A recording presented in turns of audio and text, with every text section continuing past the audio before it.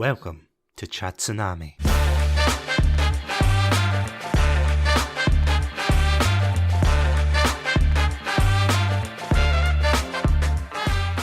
You know, surprisingly, Doctor Who's not a topic that comes up very often on the Chat Tsunami podcast, even though it was a massive part of my life in the 2000s. I remember one of my high school friends who was an absolute diehard fan of the classic era, and he tried his best to get me into the show, but bar the odd episode or two where I thought, hey, that's pretty cool, the show never really clicked with me. I still thought it was a bit too cheesy and fake looking. What can I say, I was more of a Star Wars kid growing up. But it wasn't until he told me that the show would be returning in 2005 that I finally sat down with my family and gave it a fair shot. And what I witnessed in those next few weeks were absolutely life-changing. Every Saturday night I'd be watching Christopher Eccleston and Billy Piper fighting against alien threats in time and space, with each adventure as exciting as the last. Looking back on it now though, I must admit it is kind of crazy to think how a show with such terrible CGI and over-the-top stories managed to captivate me back then, but somehow it was endearing. And even when Eccleston left after a year and was replaced by Tennant, I was a little sceptical, I'm not gonna lie, but nevertheless, I gave it a shot, and to nobody's surprise, he became one of my favourite Doctors. But as I grew older, I started to move away from the show, and by the time of Matt Smith's run as the Doctor, I didn't feel the same spark that I used to. However, once we got to the 50th anniversary, oh boy, I felt like my love of the franchise was rekindled once again. Funny enough, I actually saw the anniversary special in the cinema, and I loved every moment. It was a true celebration of the series, and it only made me more excited for what the future held. But something changed between that special and when Peter Capaldi took over, leading me to drift further from the franchise than I ever had before, until I did what I never thought was possible. I gave up on the series. Sure, I would catch the odd episode here or there, but to me, Doctor Who had lost something that made it special. And this is less to do with the quality of the show and more the inherent nature of science fiction as a genre. Every decade it seems to evolve into something reflective of the society it's made in, from the optimism of Star Trek to the dystopia of Blade Runner. So, much like each iteration of the Doctor, their whole aesthetic would be drastically different, and whether you loved or hated them, they would always be somebody's favourite. And you know what? That is perfectly valid. But to be honest, it's hard to believe that the last time I actually spoke about this in an official episode of Chat Tsunami was nearly 2 years ago, around November of 2023, when Doctor Who celebrated its 60th anniversary with 3 episodes starring fan favourite actor David Tennant. But to say the show's reputation was in trouble at that point was an understatement, after the less than well received Jodie Whittaker run, which was helmed by, well, the now infamous showrunner Chris Chibnall. And of course, while there are still some fans of the 13th Doctor's run, its lore-breaking storylines were probably too much for a lot of people to bear. So when it was announced that Russell T Davies, the man responsible for reviving a campy sci-fi show from the 60s, would be returning as showrunner, there was a somewhat sense of optimism felt within the fan base. The show had been stagnant for a while at this point, and I must admit, as I said before, I checked out of the series a long time ago, catching the odd episode here or there, and especially when Jodie Whittaker became the Doctor, I decided to check out 1 or 2 of her episodes, but that's a story for another day. One of my more vivid memories of this run, weirdly enough, was when my brother and I randomly tuned in to one of the Whittaker finales, and it was an episode where, from what I remember, the Master returns and he just straight up turns everybody on Gallifrey, the Doctor's home planet, into Cybermen, because why not? And when my brother turned to ask me what was going on, I had absolutely no idea. It honestly felt at that point the show was bogged in a swamp of nostalgia, with each subsequent showrunner desperate to out-nerd one another with their knowledge of the classic run. Even for someone like me who knew a little of what came before in the classic run, it was, ironically enough to alienate me. I spoke about this 2 years ago when I reviewed the 60th specials individually, but despite some of the rockier elements they had, there was still hope that the newest Doctor, Ncuti Gatwa, would be a great fit for the role. And surprisingly, I was, well, for the most part, proven right in some regards. He was energetic, charismatic, and ready to show the viewers watching the wonders of the Whoniverse. But what intrigued me the most was the insistence that after the reference-heavy 60th specials, was that this new era would be the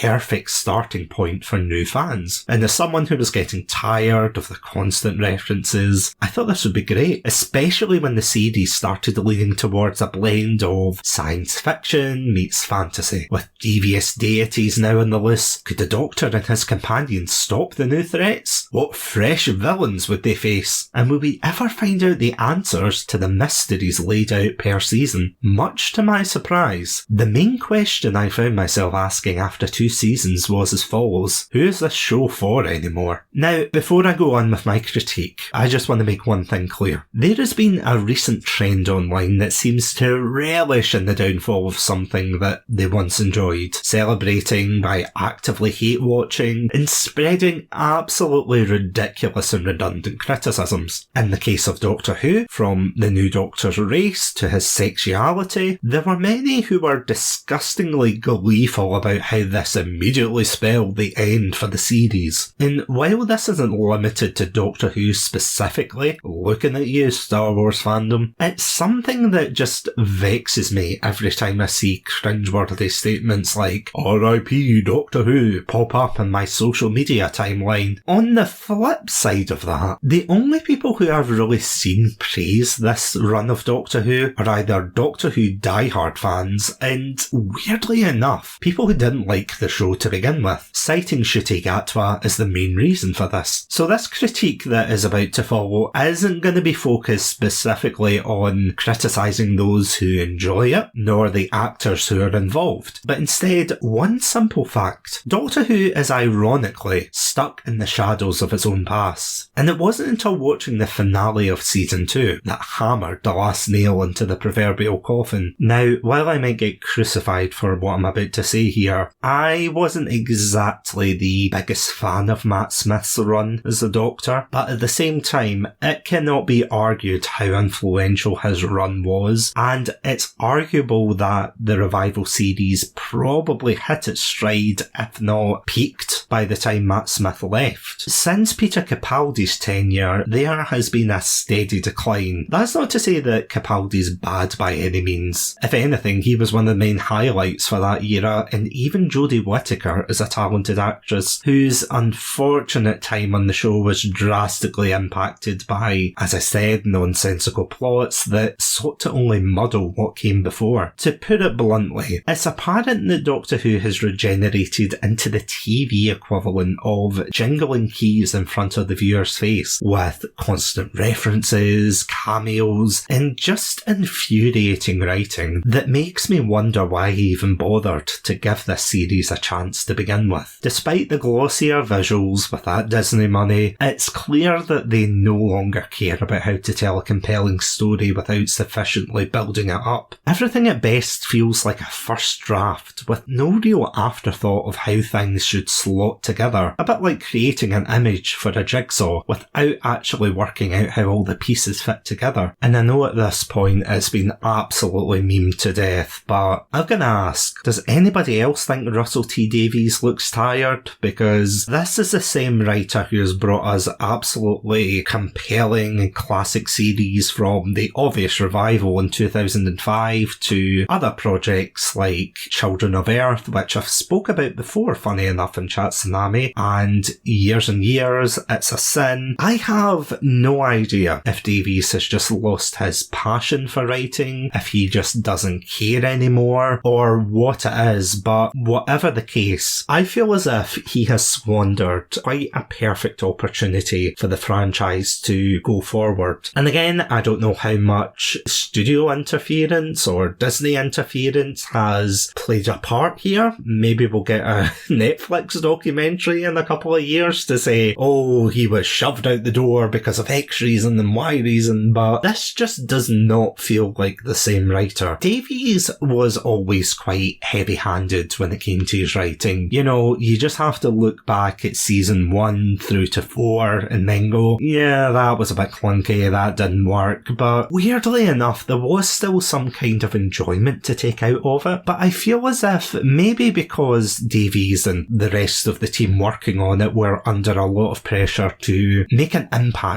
with Doctor Who when it came back, that they thought, right, we're going to put our A game forward, we're going to try our best to show off what Doctor Who can be in the modern age. This just feels so lazy, rushed and reductive. It is not the Doctor Who I remember, and I hate saying it like that because Doctor Who is one of those franchises that is so appealing to everybody because it's about a strange alien that takes a companion from modern day Earth, usually, and they whisk them off and travel in time and space, and it's a jolly good adventure all round. You know, you've got your classic villains that are built up, you've got your new villains. It's really interesting to see how, even nowadays, this show has captured the imaginations of not just the UK as a whole, but also the world, including America, which I was really surprised when the 11th Doctor's run was going, that he was so popular over there. But that aside, this run with Ncuti Gatwa feels so rushed. It feels like there is no thought put into it. It feels as if ever since Gatwa has come into the role, people have been very supportive, very optimistic, myself included, because I was so curious after the 60th anniversary to say how they're going to write the 15th Doctor, and of course he's a lot more flamboyant, he's a lot more, I suppose, extroverted, but where I think this entire run falls flat on its face is this constant need for Davies to have a mystery. So for any Whovians who were a fan of Doctor Who in 2005, you'll of course remember that in season 1 there was the Bad Wolf mystery, in season 2 it was Torchwood, in season 3 it was Harold Saxon and the Master, season 4 of course had its 4 knocks, so this isn't something that's exactly new for Davies to introduce, but I genuinely don't know if he's trolling at this point. There seems to be a lot of emphasis on very much non-mysteries. For example, I remember when I was really excited to see what Empire of Death would bring, and that of course being the season 1 finale of Gatwa's run, and there was an interview where Davies said, oh, look out for a woman with a spoon. She is gonna be the saviour of the universe or something. And it didn't really turn out to be anything consequential. The whole episode was just like, oh yeah, let's just get to this point, and then they grabbed the literal god of death, who turned into a dog at that point, I don't know why, and they took him walkies through the time vortex, and I know a lot of fans are screaming right now on the other side, oh, it was Sutek, the Lord of Darkness. It's like, no, it was a dog. They killed a dog.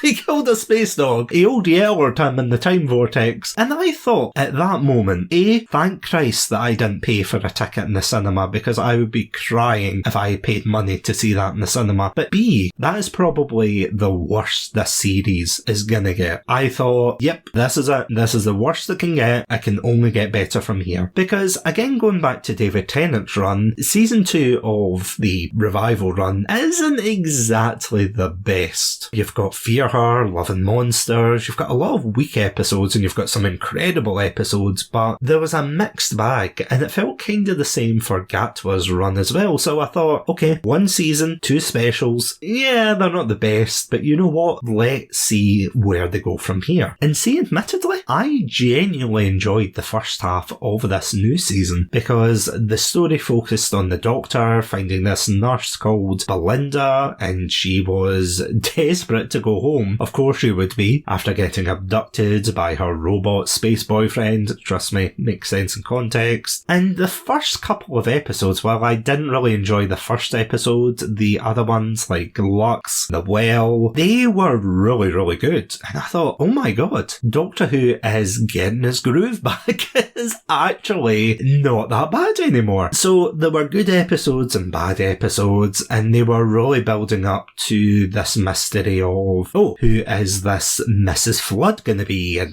everybody guessed right, I think the first time, that she was going to be this character called the Rani, who hasn't been seen since the 80s, I want to say, in a very infamously bad episode. So why he chose to bring her back, I am not sure, but she didn't really do anything. She just followed the Doctor throughout the episodes, and then she was like, oh yeah, by the way, I'm here. And then they reveal that she was the Rani in a post-credit scene for the Eurovision, and you're like, oh, okay. Really bizarre, but it kind of encapsulates the whole pacing of this run of Doctor Who. It feels like they've made it for the TikTok generation, and I don't want to say that as a pompous millennial looking down on Gen Z, but it genuinely feels like Subway Surfers should have been playing at the bottom of the screen at times, because it's just constant noise, constant, let's get from A to B, hurry, hurry, hurry, because there's only 8 episodes in these seasons, as opposed to, I want to say 13, about 12 or 13 episodes it used to be, and because of that, Gatwa's tenure does feel very short-lived, because I would have loved to have seen more of him. On the flip side as well, I don't even think Davies knew what he wanted to do with Gatwa, because I remember there was a scene in the 60th anniversary where they made a big thing about the 14th Doctor holding all of this rage and regret and things, and when Gatwa popped out of him, he ended up saying, oh, it's okay, you can release all of that stress and everything, it's fine, it's over, I'm the new Doctor, I'm gonna start fresh, start anew. But if anything, he was a lot more melodramatic. And again, this isn't the fault of the actor, but for me personally, it feels very manipulative that we have a Doctor who is constantly crying, and a lot of people pointed this out. I am not the first to point out that he is constantly crying, going, oh my god, whatever happened that week, oh, it's awful. Probably was sometimes. And there's some moments where I genuinely thought, okay, that works. And then other times where I thought, okay, why is he crying at this bit? That happened throughout season 1. I don't really remember it happening as much in season 2, but when it got to the end of season 2, and this is the inspiration behind this episode, because I had a whole script that I was writing, and then I just gave up halfway through because I thought, you know what, if Russell T Davies didn't give a crap about this series, then why should I put in the effort to write a script for what I feel about this? I just want to speak from the heart and just express my disappointment for this series, because as I said, season 2 of the 15th Doctor's run starts off really strongly, and it's all about him trying to get Belinda back home. Really compelling stuff, but then they build up the mystery of, oh, why is the Earth gone in the 24th of May? And honestly, when I got to the finale, I wasn't expecting much. I wasn't expecting anything at all, to be quite frank, but I thought, okay, let's see where they're going to go with it. And honestly, the 2-parter finale of Wishworld and the Reality War is quite possibly one of the worst, if not the worst, episodes of Doctor Who I have ever watched in my life. And I don't mean visually, because visually, obviously, it looks spectacular. The bone beasts and everything looked great. The CGI worked. The practical effects worked. That is not what I have an issue with here. What I have an issue with is the absolutely atrocious and downright insulting writing. So, to give a brief overview of the episodes for anyone who hasn't seen it, the story basically begins in a kind of dream world where the Doctor is married to Belinda, and the world is run by a stereotypical right-wing thinker who tries to push his values and ideals onto people, and he basically pushes everybody that he sees as unacceptable in society away, of like people who are disabled, people who are part of the LGBT community. It's all very heavy-handed because you know that Davies is desperate for these characters to do something. There's a scene where one of the companions goes to essentially this homeless camp filled with people who are differently abled, and they make a big thing about how, oh, they're going to smash the system, and then all of a sudden that plotline really goes nowhere, and you're left there thinking, well, what was the point in that? Why did we spend like a good half of this episode to this plot point and then do nothing with it? That could have been such an interesting thing to delve into, but it's like, oh no, let's get this character who for some weird reason has a tripod for an iPad. Like, her pulling out the iPad I had no issue with, but but the tripod, where did that come from? Seriously, please let me know. But then when I was watching the reality war, it hit me like a ton of bricks when I saw Belinda's character, who at the very beginning of the series, as a character who was very independent, very good at her job, was very strong-willed despite going through a couple of really scary situations in the TARDIS, only to then be saddled with a magic child, and that's all she got to do throughout the episodes. They just said, nope, you are now a mother, you cannot do anything, sit in this Ferrero Rocher box and wait your turn.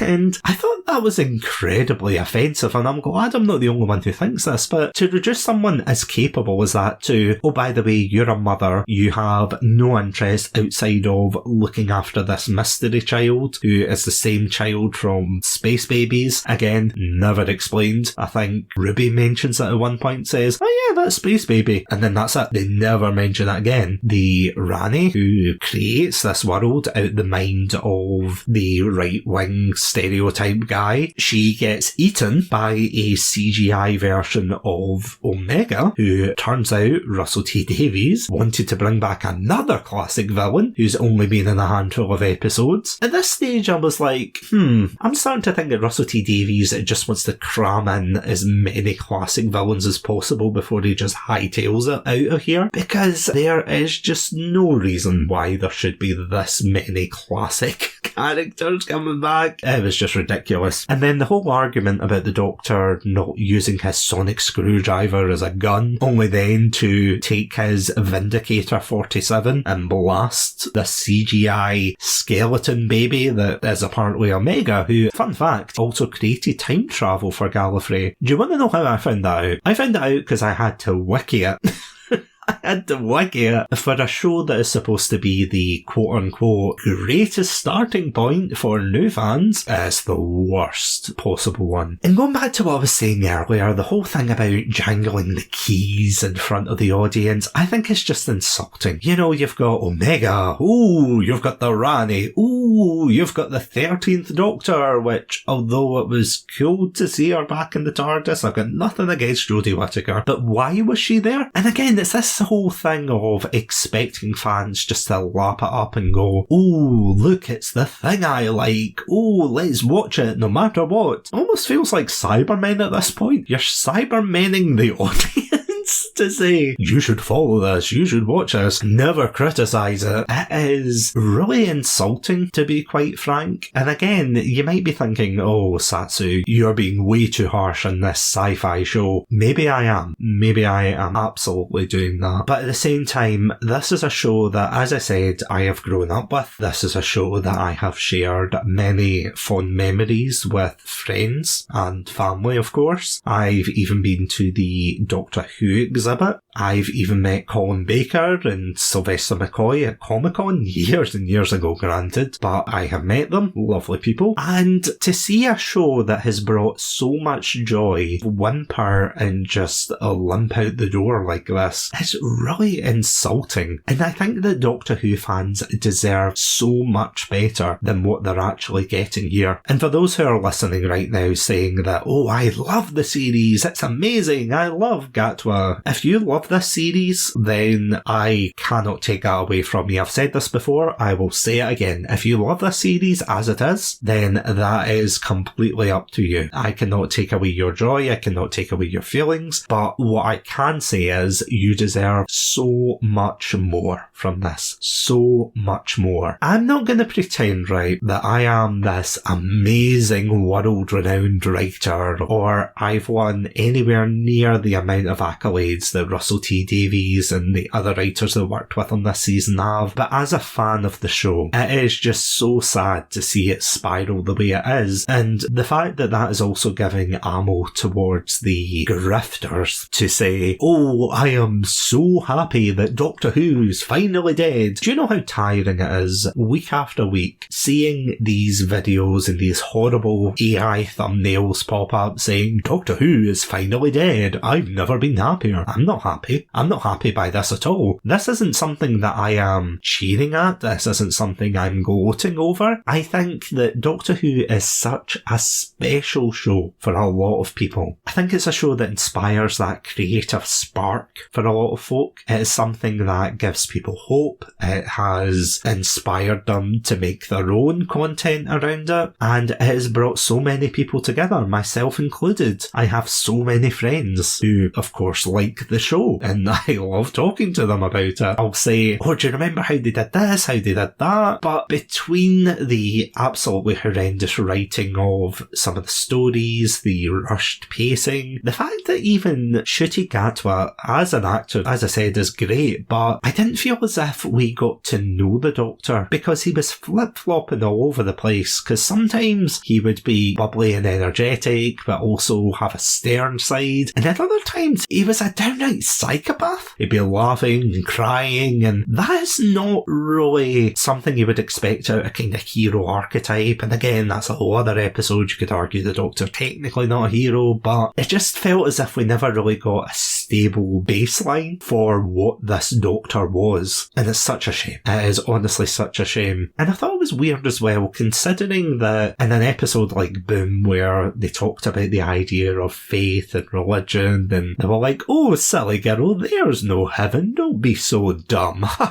Really cruel. But then, of course, in the next episode, they're fighting gods and monsters, and you're like, well, why is that a stretch? It felt as if the Doctor could be quite mean-spirited, in a way. It never felt as if we knew who he was. And unfortunately for him, the one thing that is also tragic is the fact that he is sandwiched, and again, not the first person to say this, but he is sandwiched between the 14th Doctor, played by David Tennant, who is a fantastic Doctor, both in his 10th and 14th iteration, but he is sandwiched between him and now Billie Piper, who was Rose, the companion in the Revival series. And again, there's a whole back and forth of, oh, it could be Bad Wolf, it could be something else, but I think it is such a disservice to Gatwa as a whole. I think it is such a disservice that they have sandwiched him in between two very popular actors in this series. But then what's also cruel is the fact that when we were introduced to Ncuti Gatwa as the Doctor, he didn't fully regenerate as expected. We instead had this idea of bi-regeneration, where, as I said before, he kind of just popped out of David Tennant for some weird reason in his pants and said, oh yeah, I'm the Doctor now. It just left a massive lingering question. It resulted in what I like to call a Poochie effect, where in The Simpsons there's a character that people keep saying, oh, when he's not on the screen, people should be asking, where's Poochie? And it's the same for this. It's like, because you've got David Tennant and there you're asking, oh, where's Tennant?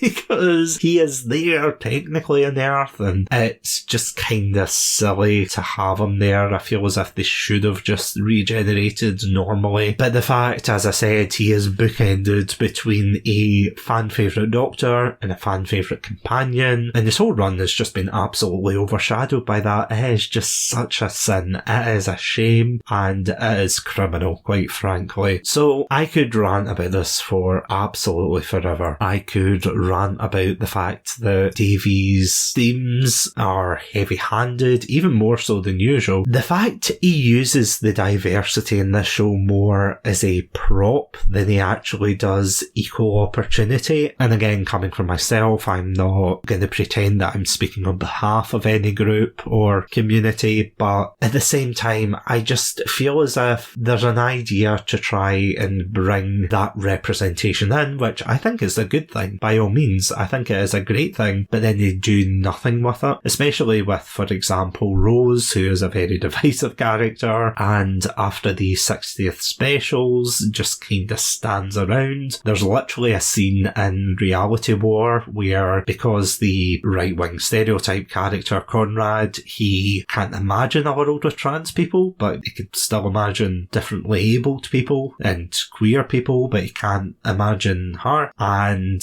she comes back back, and she just kind of appears and you go, oh yeah, she's a character. You know, it wasn't like a, oh my goodness, I never even thought he would do that. It's like, to be honest, I think half of the fan base just completely forgot about her because of how unmemorable she was. And it's just the same with a lot of these characters. It's like they are trying to push for something a bit more clever, a bit more mature, but then it just completely falls flat in its face. And honestly, I don't think I have ever been so deflated with a franchise before. It is just watching your favourite franchise slowly die in front of you. And of course, I'm not going to lie, I'm going to be very curious to see what they do with Billie Piper and everything, but for those who are saying that, oh, that no negativity allowed here, that you should just enjoy this, honestly, this is the one time that while I'm happy people enjoyed this for what it was, you 100% deserve better. Seriously, you do not deserve this kind of just absolutely horrific writing from Russell T Davies and Doctor Who as a whole. Again, whether that's because of the studio, whether that's because of him, I genuinely don't know anymore, but it is so heartbreaking to see this series fall at the wayside. It's such a shame as well because I was so full of optimism when I was recording for the anniversary specials. I thought, well, it's okay because at least it's going to get better, it'll be fine,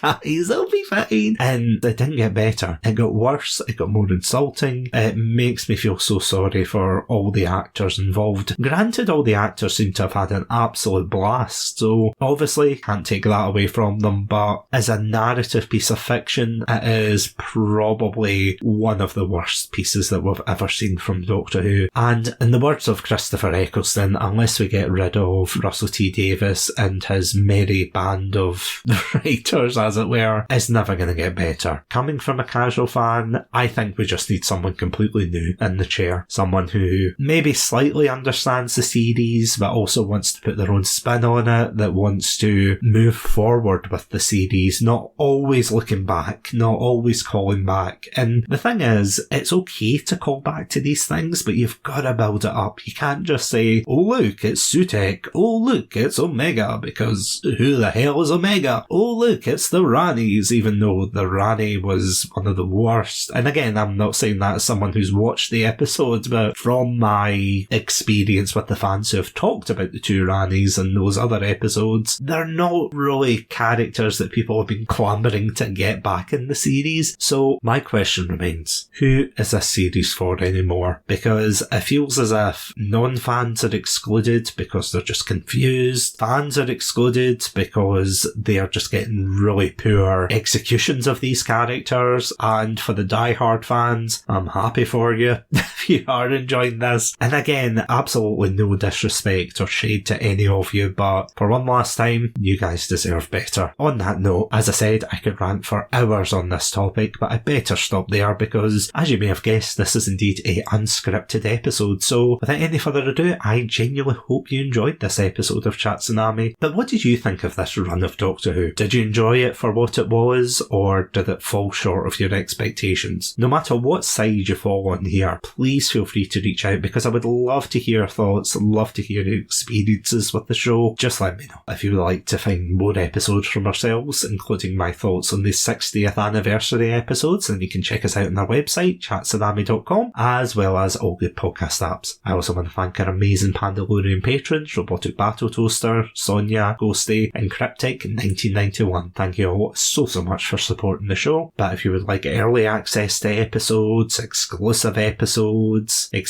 content as a whole, as well as an episode where I discuss my journey as a Whovian, yes, that is actually up there, then you can check us out on our Patreon page, patreon.com/chattsunami. This podcast is of course a member of the Podpack Collective. For further information, please check us out at our Twitter/X page, Podpack Collect. But as always, thank you all so much for listening to this episode. Stay safe, stay awesome, and most importantly, stay hydrated.